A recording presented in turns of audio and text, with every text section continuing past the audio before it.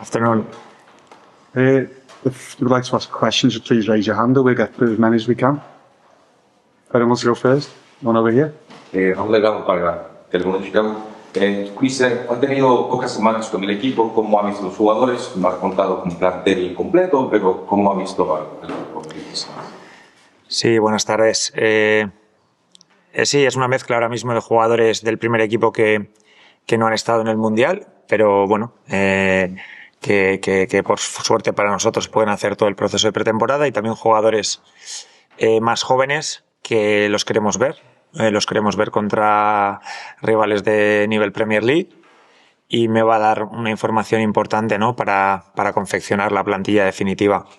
Y el equipo, pues bueno, todavía llevamos solo, creo que son una semana de entrenamientos. Todavía necesitamos trabajar muchas cosas. Probablemente no vamos a llegar preparados al primer partido contra el Sunderland, pero también eso nos va a servir para seguir mejorando, ¿no? Porque vamos a ver errores, vamos a ver cosas que todavía están por pulir, y muchas veces, pues bueno, esos errores de ahora sirven para aprender, sí. James? Hi, Andoni. You've flown out here with a youthful squad. At what point in the trip are you expecting Isak, Wirtz and Gravenberch to join up? Yes, as you said, the three players that are gonna join us will be like second week fully with us. I think I've decided now with the ones that have been left out or have been disqualified from the World Cup, they all have, like, because of different reasons, like individual days for their arrivals, and I think the sooner we can start working with them and they can understand what we want from them, the better. I individually talked to the three of them. They know the main things, but I'm looking forward to have them here with the group and to go slowly recovering bodies, yes. And just with Virgil, Cody and Alexis, is that why they won't be involved on this tour? And yep. If that's the case, what's the thinking behind that? Yes, they will, in terms of days of training, will be very similar, but they will start training just at the AXA in Liverpool. We thought, because of different reasons, especially Virgil, because he has been the player with more minutes in Europe, I would say, no? And I think they are going to start, and Cody also for other reasons, and they are going to start training basically the same week as the others. But instead of making them come here with the team, I consider that it was sensible with them not to start the first week training in a small group, or even with younger players there at the AXA, and join us when we recover this. I know there's a few players here that are injured. How far into the season are you expecting the likes of Ekitike, Bradley, Leoni, and these such people? Yes, right now we have different situations in terms of injuries. The three that you said that are like big injuries that it's taken them months, no, to recover. And then apart from those three, we have Stefan and Wataru that are close to getting to training with the group. They will start even in this tour, Stefan and Wataru training not fully maybe, but partially with the group. With the others, we'll have to wait more, no? In terms of order, I think the closest one to return is Leoni. After will be Conor and Hugo, but especially the last two still we were talking about months and still a lot of time out, yes. Coach, out of the media group, just how important are these friendlies during this summer, just for you to gain a better understanding about your new club and also the players to earn your respect for their spot on the pitch? I think the pre-season is always the foundation, no, of what's gonna be a long season. But when you arrive to a new club, it's even more important because you don't have a lot of training sessions. You don't have a lot of even friendlies. We are playing 5 friendlies before the season starts. So every training session, every pre-season friendly for us is massive. It's massive because sometimes we lack days of training properly, of training with all the group of players. So everything that we can get from every friendly we play, we have to use it properly because we want to arrive in a good spot to the first day of the season, and at the end the best training is always the friendlies you play. Just one here first, and then...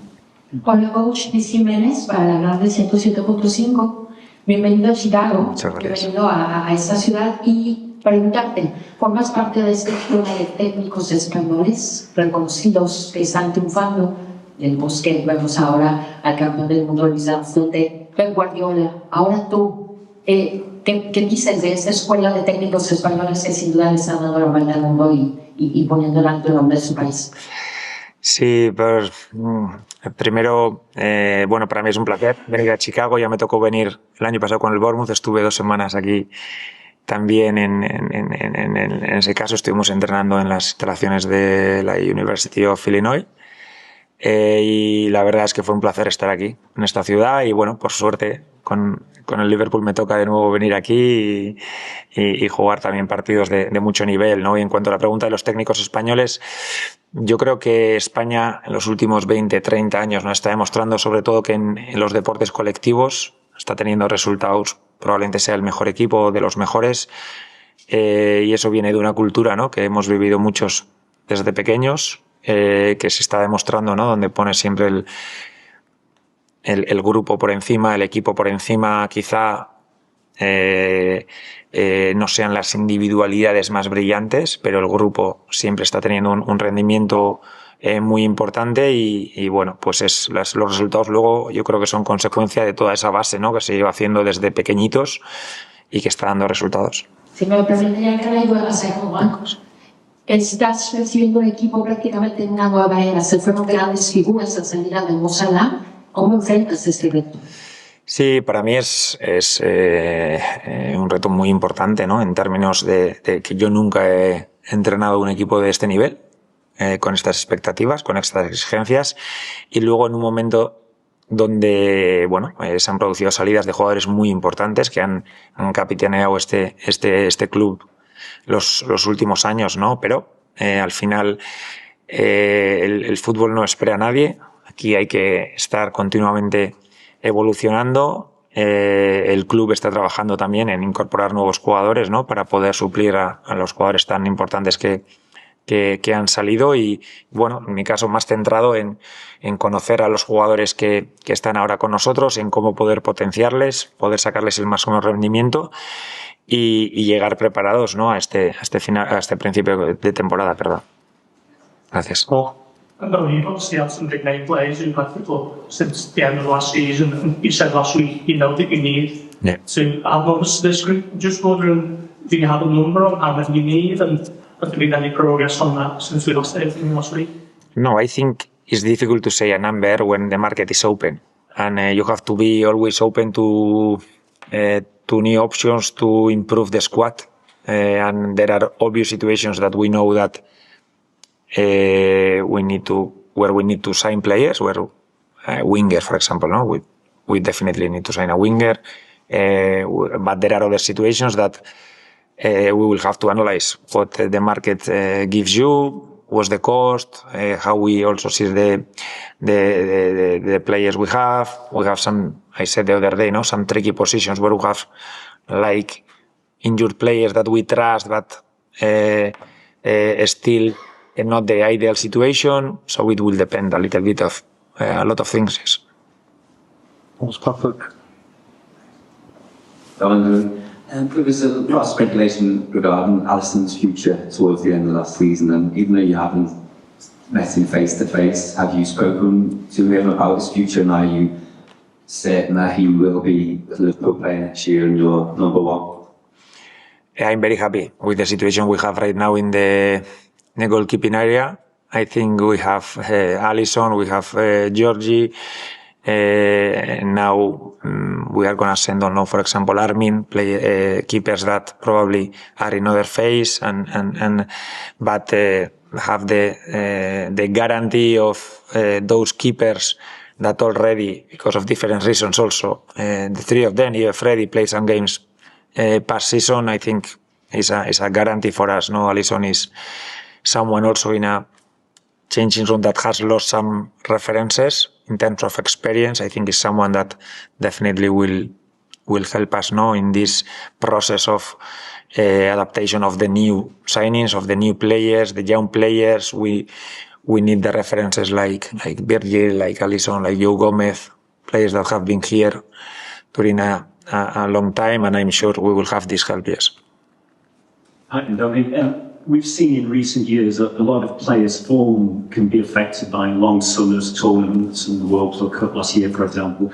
Are you confident that all your guys who played in the World Cup will be available when the Premier League season starts? Is that something you're going to have to deal with carefully to make sure they can get a full Premier League season in? Yes, at the end, I think the most difficult situations logically will be Alexis and Victor, because they've played until the end of the tournament. So basically, I think they deserve the holidays also, some rest, and I hope they have time, at least to train with us a little bit. But it's true that it will probably affect a little bit the beginning of the season. But we cannot only think in the short term. The first game against Newcastle, we have to also understand, especially in the case of Alexis, that has played a lot of minutes during the season, a lot of minutes in the World Cup, that they deserve this rest. But I would say all the others should be fine to arrive in perfect conditions to the first game. Yes.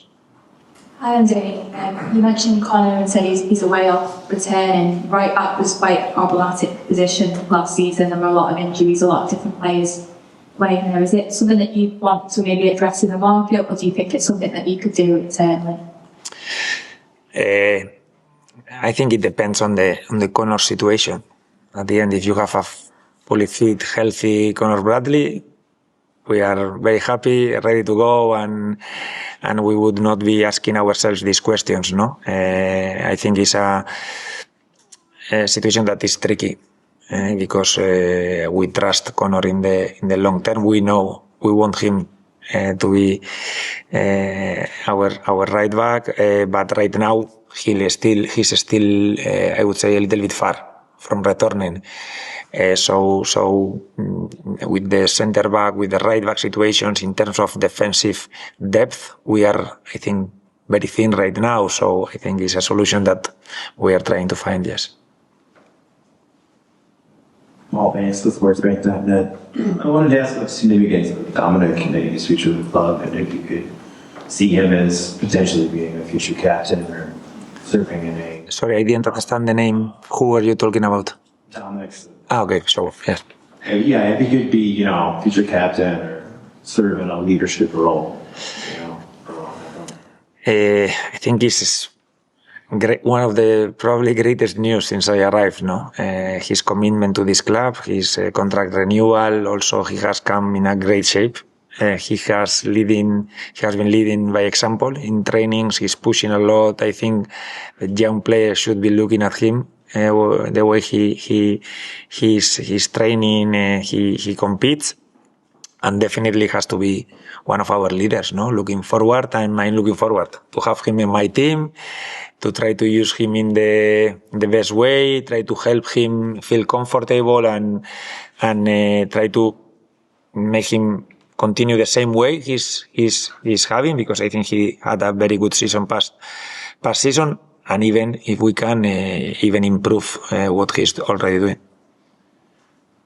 Just a little variation on that. There's a position ready for vice captain. Something you thought about for Dominik, or is it something you will address later on in pre-season? Yeah, I will address, because I still haven't met almost half of the squad.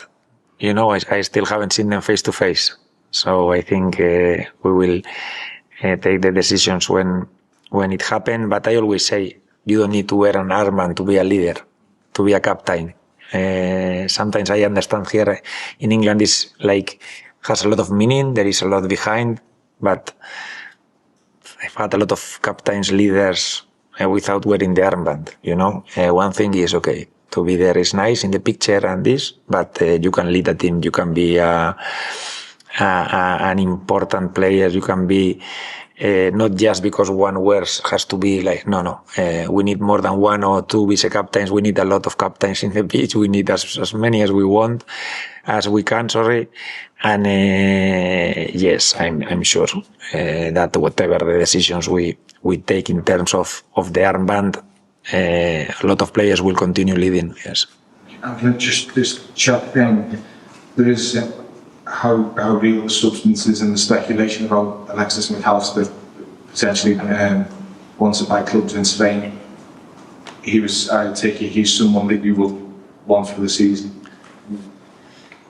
I think Alexis has been one of the best players of the club last years, has done a very good World Cup, and it's normal that other clubs want our best players, our good players. It always happens in all the markets, no? But I want to also, as other clubs want, I want to keep my good players.